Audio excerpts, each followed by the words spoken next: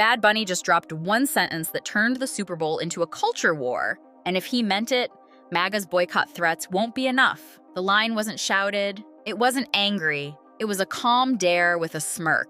If you didn't understand the Spanish, you've got 4 months to learn. That's it. 10 words that flipped an entire timeline. Because suddenly this wasn't about songs or dancers or confetti anymore. It was about who gets to own the loudest stage on American TV, and whether that stage has to sound a certain way to count as ours. The moment the NFL named him as the halftime headliner, the internet didn't scroll, it sprinted. People expected a safe choice. The kind of booking built in a conference room. Familiar, English first, nothing that could upset anyone who already complains they don't even watch the halftime show. Instead, they got a Puerto Rican superstar who breaks rules like it's cardio. The hashtags blinked awake. Clips of past performances piled up on feeds. Fan edits sliced highlights into 1,000 bite-sized pulses. But what really poured gasoline on everything was that one sentence. Short, playful, unapologetic. And for the corner of the internet that treats outrage like a part-time job, it was the perfect match. At first, the backlash looked routine. The same talking points like automated messages. He doesn't sing enough in English. He's not really American. He disrespected something sacred by doubling down on Spanish, as if the language that built families, music, food, neighborhoods, and whole city blocks didn't count when the camera lights hit. People who claim to hate politics and sports suddenly couldn't stop turning sports into politics. Threats to boycott the broadcast rolled out like a script everyone already knew by heart. We're turning the TV off. We're switching the channel. We're done with the league. But inside those threats was a quiet fear they wouldn't name out loud. They were afraid they were going to watch anyway. The clip of him speaking Spanish traveled across platforms with the speed of a rumor and the weight of a statement. To some ears, it sounded smug. To others, it was oxygen. The phrasing wasn't a lecture. It was an invitation laced with nerve. Not, you must, but you could. Not, learn it forever, but you've got a few months. And the subtext hummed, the world you live in already sounds like this. Go to a stadium, a shopping mall, a subway platform, a block party. Listen, and you'll hear that half the soundtrack is bilingual. He didn't invent that reality. He just held up a mirror on the loudest night of the year. Then the tone online shifted from annoyance to menace. Commentators floated the idea of making the event secure, throwing the word around like a spotlight. For a lot of Latino fans, that wasn't safety, it was a chill. Instead of arguing with strangers in a quote tweet, Bad Bunny stayed silent. No threads, no counterattacks, no Midnight Notes app. That quiet broke people more than any clapback could, because silence leaves room for your imagination to sprint. Was he planning a full Spanish set? A surprise guest lineup that would melt the scoreboard? A subtle shot at the critics that only fans would catch? The less he gave away, the bigger the moment grew in everyone's head. And that's the trick almost nobody notices in real time. When you treat outrage like free marketing, you starve it of the thing it feeds on, attention. You refuse to fight every baited claim, you let the smoke machine run by itself, and then you walk in at the end with one line that resets everything. That's what the joke did. Even Fox News. A beat, a grin, then Spanish. Not as a weapon, but as home. He didn't scold, he didn't beg. He turned the room into a party that didn't need permission. The risk wasn't small. The stakes weren't pretend. If the line landed wrong, he would have handed critics their favorite headline. But it didn't. It rang out like a bell. Notice how the economy jumped into the chat without anyone inviting it. Numbers made the rounds. Sold-out runs, tourism spikes, the way a residency can turn an island into a pilgrimage. The people who organize events at the highest level understand something that angry posts never kill. Curiosity is undefeated. You can swear you'll skip the broadcast. You can say you're done with the league. But if the moment feels historic, viewers always boomerang back. They tune in through a friend's TV, a bar screen, a borrowed login, a streaming highlight 10 minutes later. Outrage loves to predict silence. It rarely delivers it. There's a longer fuse under all of this. It stretches back to an image a lot of people never forgot. Paper towels tossed like party favors after a hurricane. A visit that felt performative to those who needed more than optics. A heaviness that turned into lyrics, shirts, on-stage messages. For years, artists from the island have carried both celebration and grief in the same breath. The parties are loud, but the reason for the fight sits underneath, steady and patient. So when a Puerto Rican star stands on the biggest American stage and says the quiet thing with a smile, that the language you keep trying to exile is part of the house, that's not random. It's the end of a long, slow climb. And you know what really makes critics panic? Not anger, not boycotts, joy. Joy is harder to argue with than any statistic. You can't ratio joy. You can't fact-check a dance floor. You can complain about it, but the complaining walks in circles while the beat keeps moving forward. That's why the most dangerous thing he did wasn't a line in English or Spanish. It was acting like he belonged there so completely that it didn't cross his mind to explain why. That posture on stage is what shifts culture, because the camera catches it and sends it through a million screens at once. A whole generation sees the face, hears the cadence, and thinks, oh, so this is allowed now. Let's talk strategy. Because there's nothing accidental about how this rolled out. The announcement lands, critics spike. He stays quiet, letting commentators eat the oxygen. Then a single appearance flips the narrative into humor and pride. The line doesn't just spark cheering, it creates a countdown clock. 4 months. Every clip shared between now and then revives the dare. Every meme extends its shelf life. Outrage does free advertising the way wind carries a wildfire. The more it tries to blow it out, the bigger the flame. And at the end of that timeline sits a stadium that doesn't need a translator to feel energy. Of course, there's risk. There's always risk when you refuse to tone down the thing that makes you you.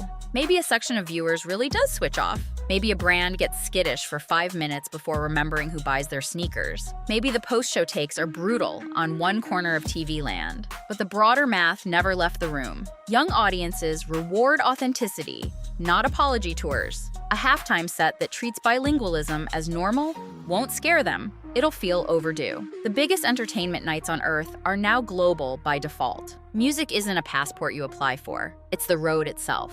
Pay attention to how the loudest critics keep trying to normalize narrowness. They insist that English is the entry fee, that a certain sound equals real America, that culture is a gated community, and they hold the clipboard. Then the scoreboard tells another story. More streams, larger arenas, artists who didn't need to trade their mother tongue for a slot at the table. If that twist stings, it's because the power to say no is slipping out of the hands that once gripped it. The halftime show is supposed to be a mirror. This is what the country looks like when it dances together for 12 minutes. When the mirror starts showing new faces and new cadences, some people try to smash it. Others fix their hair and step closer. Here's a detail most recaps miss. The phrasing, "you've got 4 months," it doesn't scold the audience.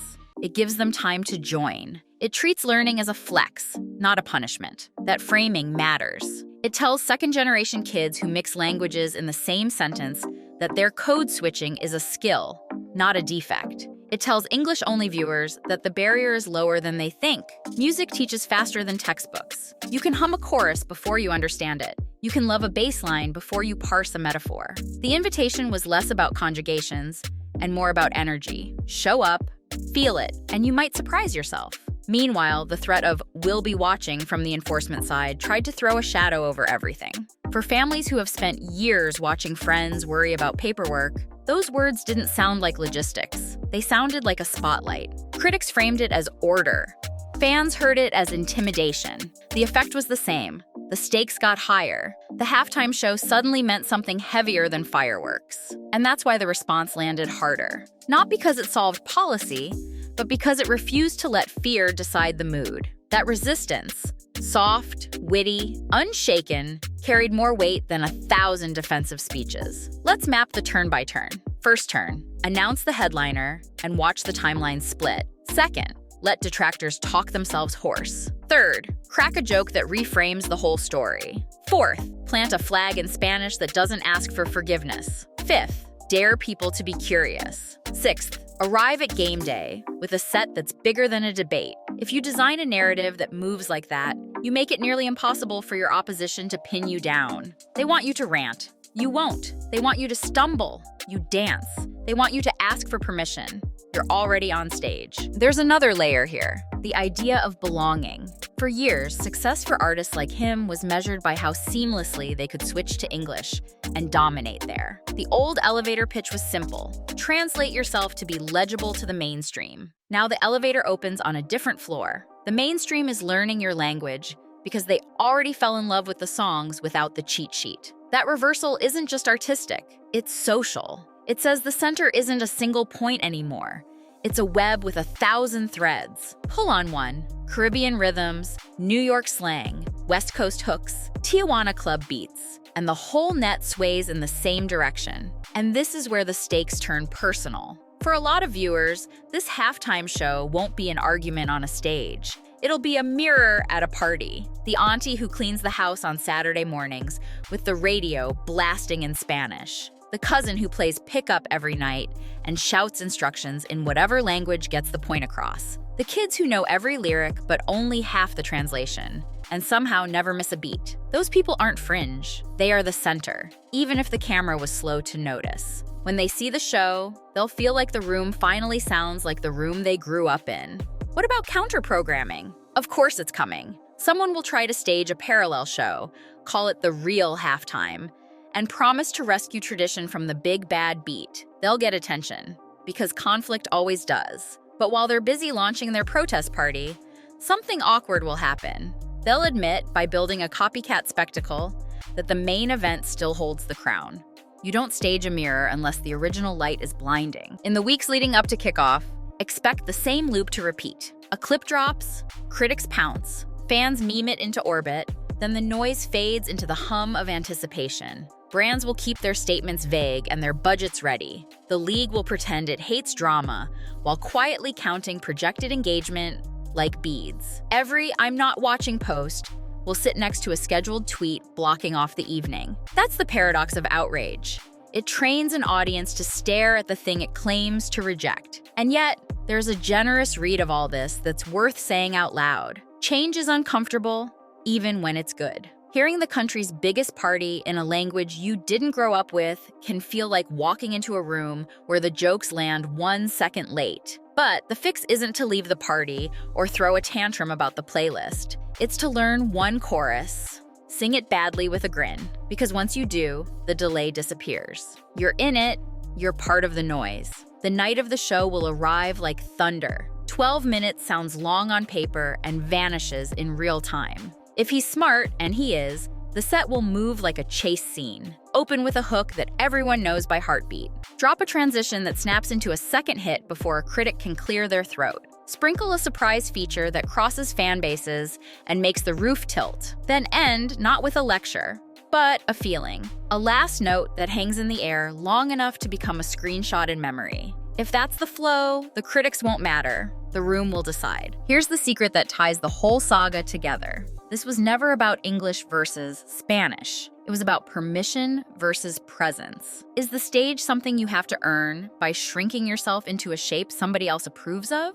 Or is it something you fill with who you already are? He chose presence. He walked in like the invite had his name on it, and millions of people who looked and sounded like him felt the room get bigger in that second. That's what scared the gatekeepers. Not the lyric sheets, the ease. When the last drum hits and the camera cuts back to the broadcast desk, the takes will begin instantly. Some will call it a triumph. Others will insist it was divisive.